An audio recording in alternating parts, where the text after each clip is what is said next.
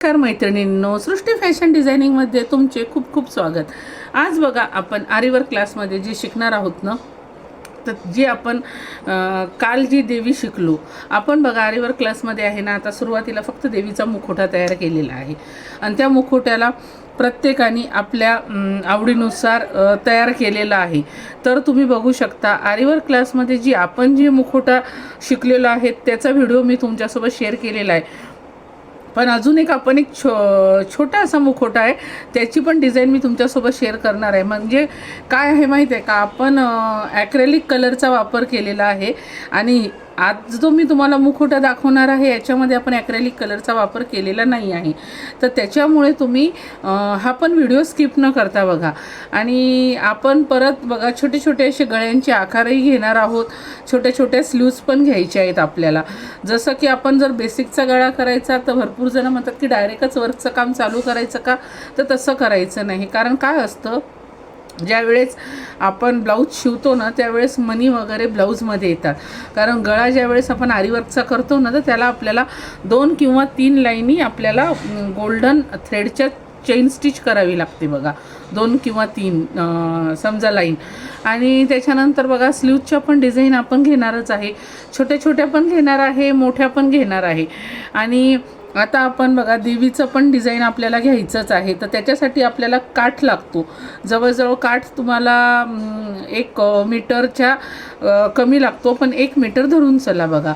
तर आपण ती पण देवी लवकरच घेणार आहोत.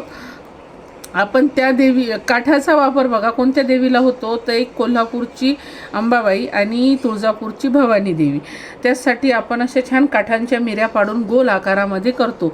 माझ्या चॅनलला जे शॉर्ट आहेत ना, शॉर्ट व्हिडिओ आहे त्याच्यामध्ये बघा मी टाकलेला आहे एक देवीचा व्हिडिओ.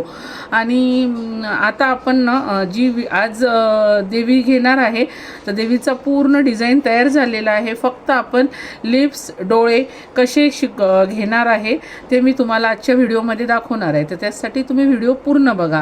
आणि जर तुम्ही चॅनलवर नवीन असाल तर पटकन चॅनलला सबस्क्राईब करून घ्या, व्हिडिओला लाईक करत चला, बेल आयकॉन प्रेस करायला विसरू नका नवनवीन अपडेटसाठी. आणि तुम्ही कमेंट करत चला, कमेंटला काही पैसे लागत नाहीत. तर त्याचसाठी तुम्ही व्हिडिओ आहे ना पूर्ण बघत चला. कारण काय बारीक बारीक ज्या गोष्टी असतात ना त्या कधी कधी आपल्याच्यानी स्किप करण्यात चालल्या जातात आणि मग आपल्या लक्षात येत नाही की आपण काय म्हणजे आपलं सुटलेलं आहे. त्यामुळे तुम्ही व्हिडिओ स्किप न करता बघायचा. आणि हां, जर तुम्ही नवीन असाल तर प्लीज सबस्क्राईब करत चला, कमेंट करत चला. तर चला मग आपण आता व्हिडिओला सुरुवात करूया.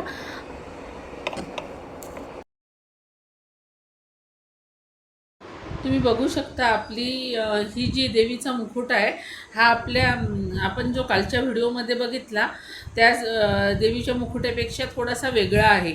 तर आपण जो मुखवट्याला कानातले ते मोत्यांचे इथे आपण बघा डायमंड चिटकवलेले आहे. आणि त्या देवीच्या ज्या म्हणजे आपण दागिने घातलेले आहे तर ते साधे आपण chain stitch diamond chain stitch जी आहे ती चिटकवलेली आहे. तर इथे बघा जे आपण दागिने आहे इथे व्हाईट मोत्यांचा, ग्रीन मोत्यांचा आणि रेड मोत्यांचा वापर केलेला आहे. आणि कानातल्याला पण आपण छान असे लाल कलरचे डायमंड लावलेले आहेत.